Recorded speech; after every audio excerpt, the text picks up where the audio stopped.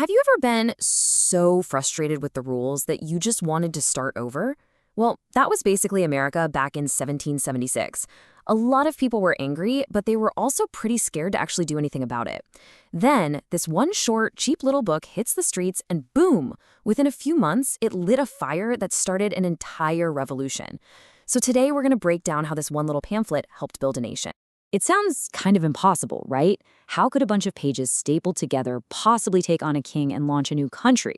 Well, let's dive in and see exactly how Thomas Paine's game-changing pamphlet, Common Sense, did just that.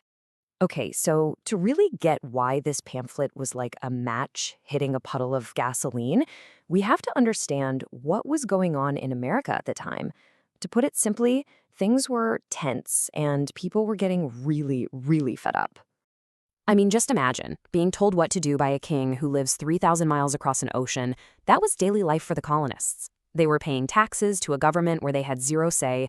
British soldiers were just hanging out in their cities, and even their ability to do business was totally controlled. So yeah, there was a lot of frustration. But the idea of completely breaking away from the powerful British Empire, that was a huge, terrifying thought for most people. You've probably heard this phrase before. It became the ultimate rallying cry for the colonies because it perfectly nailed their biggest complaint. You see, it wasn't just about the money, it was about fairness. They believed it was just fundamentally wrong to be taxed by a parliament where they didn't have a single elected person to speak for them. All this simmering anger really needed a spark. And that spark came from a total outsider, a guy who had just recently moved from England named Thomas Paine. Now, Paine wasn't some rich lawyer or a famous politician. He was a pretty regular guy who'd actually failed at a whole bunch of jobs, including, and this is pretty ironic, being a tax collector. But all those failures gave him a really unique perspective on what unfairness felt like. And when he landed in America in 1774, he finally found the one thing he was amazing at, writing. And in January of 1776, Paine put that talent to work. He published a short book that was about to make a massive noise. It was called, simply, Common Sense. So what exactly was a pamphlet? Honestly, you can think of it like a viral blog post or a TikTok video from the 1700s. It was cheap to print, easy to pass around, and it was designed to spread a big idea to a ton of people, super fast. And this is what made Paine a total genius. See, most political writers back then used really complicated formal language with Latin phrases that only the educated elite could understand. Paine, he wrote for everybody. He used simple, direct, powerful words that a farmer, a blacksmith, or a shopkeeper could immediately get. So what did he say that was so shocking? Well, he dropped two huge bombshells. First, he straight up attacked the entire idea of being ruled by a king, saying it was ridiculous. And second, he said America needed to stop trying to patch things up with Britain and just become its own independent country. You have to remember a monarchy, where one family gets to rule forever just because they were born into it, was the standard way of doing things. For centuries, almost no one in Europe even dared to question the system out loud. But Paine called this whole idea absurd. He basically said, wait a minute, aren't all people born equal?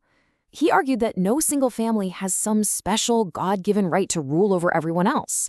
He even called King George III a royal brute and said a government's only job is to protect its people, a job the king had totally failed at.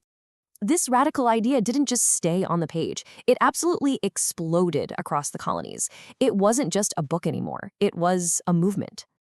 The numbers here are just mind-blowing. Over 100,000 copies were sold in just the first few months. Now, that might not sound like a crazy number today, but to really get how huge that was, you have to look at the population back then. Okay, so check this out. At the time, Philadelphia was one of America's biggest cities with about 40,000 people.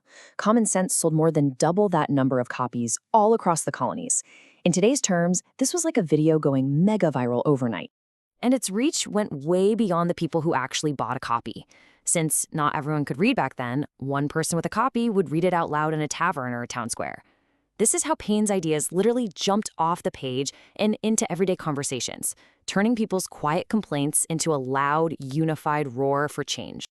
So, how did this super popular pamphlet actually push people toward war and independence? Well, Paine didn't just get people angry. He gave them a clear, logical plan. He broke it down into these simple, common-sense steps. First, he argued that trying to make peace with Britain was a dead end. Second, he pointed out that America was just too big and far away to be governed by a small island. Third, he made a powerful economic argument, saying that if America was free from British rules, it could trade with anyone and become way more prosperous. But his final point? That was the most inspiring one. This was a once-in-a-lifetime chance to start over and create a brand new government based on freedom. The core of his argument was simple but so powerful. A government works for the people, not the other way around. Its only legitimate purpose is to protect the rights of its citizens, and if it fails at that job, the people have every right to get rid of it and build a new one. This line of thinking had a massive impact. You had leaders like Thomas Jefferson and John Adams reading Common Sense, and you can totally see its DNA all over the Declaration of Independence. Paine's pamphlet gave them the moral argument and, just as importantly, the public support they needed to take that final, terrifying leap.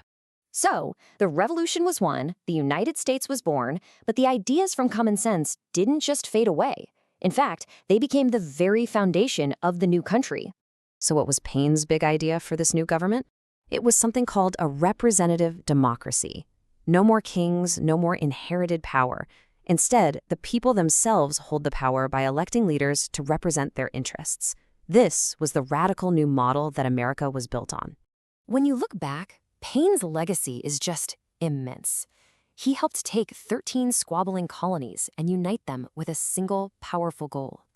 He proved that a clear idea, communicated well, can be more powerful than an army. His words didn't just inspire Americans. They inspired revolutionaries in France and all over the world. And they laid down the basic principles that are still at the heart of democracies today. And that really brings us right back to our original question. Thomas Paine proved that one person with one powerful idea, communicated in a simple and direct way, can literally change the world. It really makes you think, doesn't it? What's an idea that you believe in that might just be worth sharing?